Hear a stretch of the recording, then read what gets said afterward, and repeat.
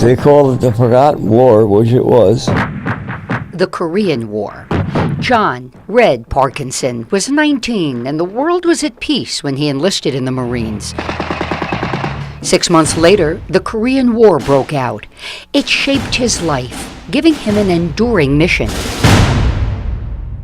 to make sure we never forget those who made the ultimate sacrifice.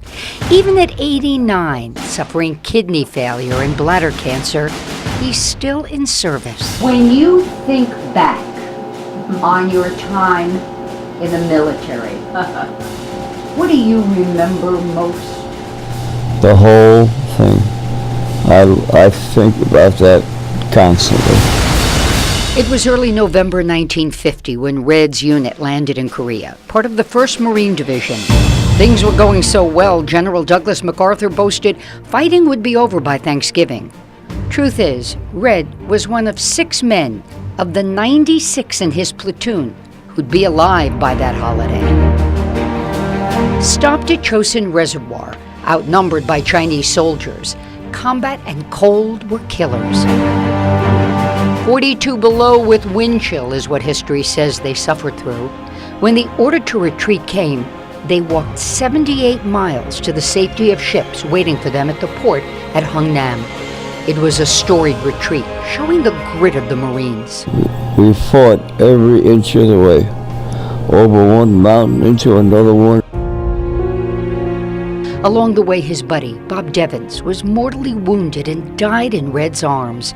It was November 27th, Red's birthday. We did the best we could and tried to hold his head together. And I had an extra T-shirt in my backpack and tried to stop the bleeding, but it didn't work.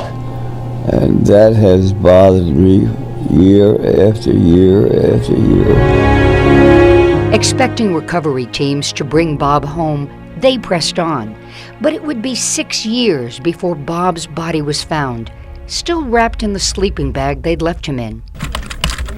Years later, thanks to the internet, one of the men in Red's platoon located Bob's family and where he was buried in Pennsylvania.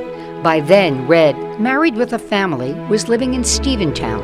But he knew what he had to do and called the other 5 survivors to join his solemn mission. I said, I know where Bobby's buried. I'm going to the cemetery tomorrow.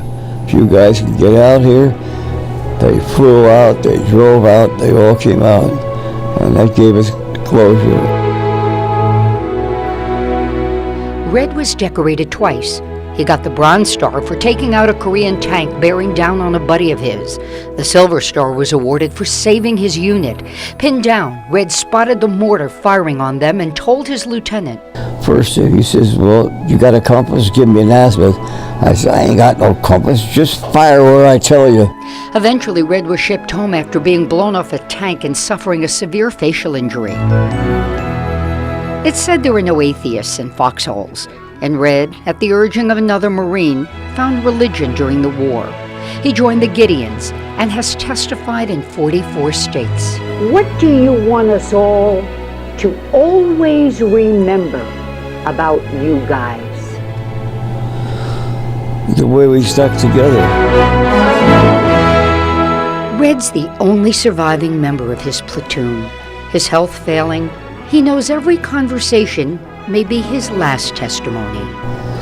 And I ain't no hero. I'm just another Marine that was up there doing what he had to do.